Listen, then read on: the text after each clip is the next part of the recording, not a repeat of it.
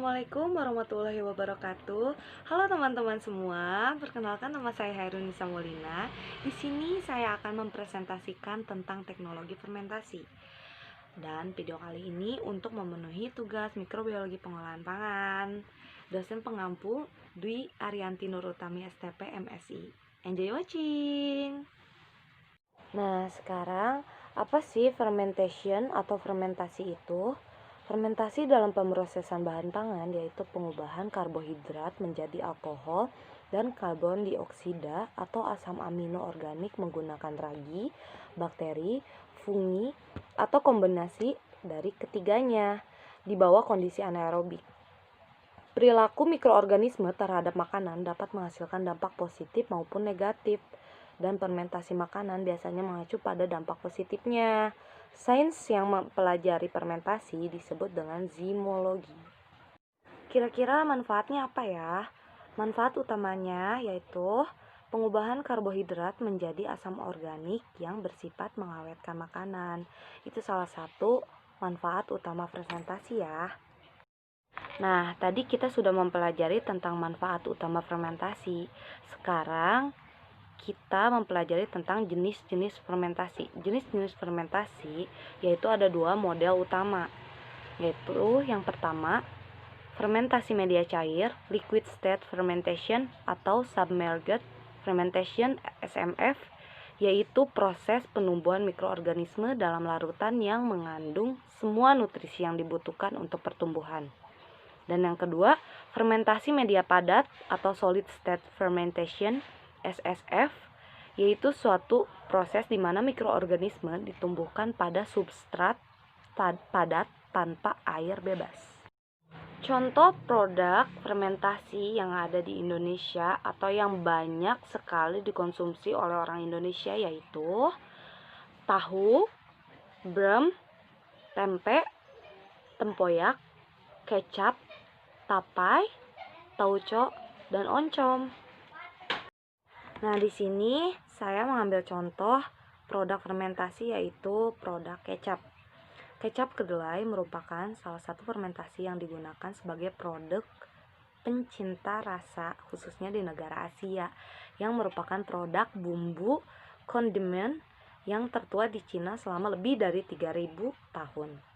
Kecap kedelai dibuat menggunakan kacang kedelai yang dicampurkan dengan terigu, garam, air, dan mikroba seperti Aspergillus oryzae atau Aspergillus zooxae. Selain melalui proses fermentasi, kecap kedelai dapat dibuat melalui proses hidrolisis protein nabati. Proses fermentasi kecap terdiri dari dua tahapan, yaitu fermentasi padat, fermentasi koji atau tempe, dan fermentasi cair, fermentasi moromi. Tahapan proses fermentasi kecap yaitu dari kedelai, lalu dicuci atau pencucian perendaman, perebusan, pencucian kembali dan perendaman, penirisan atau pendinginan, penjamuran atau peragian, ragi jamur, penggaraman fermentasi, pemasakan yang pertama, penyaringan yang pertama, filtrat, penambahan gula atau bumbu, penyaringan yang kedua, pemasakan yang kedua, lalu jadi kecap kedelai. Kapang yang digunakan dalam fermentasi padat adalah Aspergillus sp dan Rhizopus sp. Fermentasi padat memerlukan waktu selama 3-5 hari. Hasil fermentasi padat disebut juga koji jika menggunakan Aspergillus sp, tetapi disebut tempe jika menggunakan Rhizopus sp.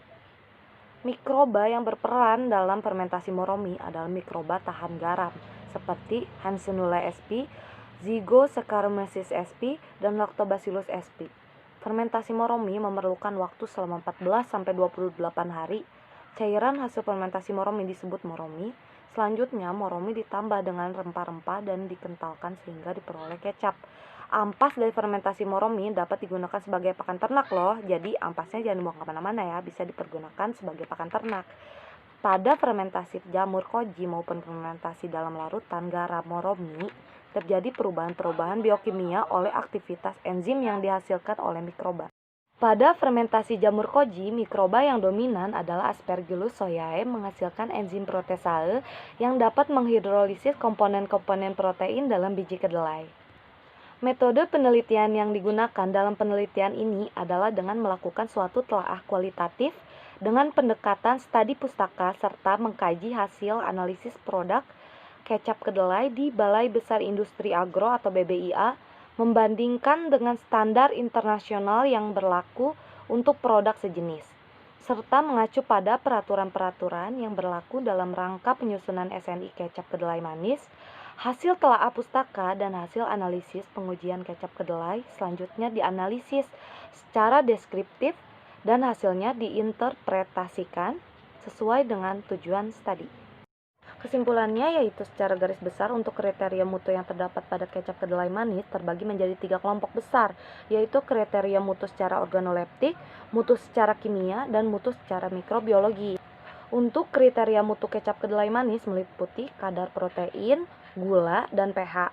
Kandungan protein merupakan parameter kualitas kecap manis.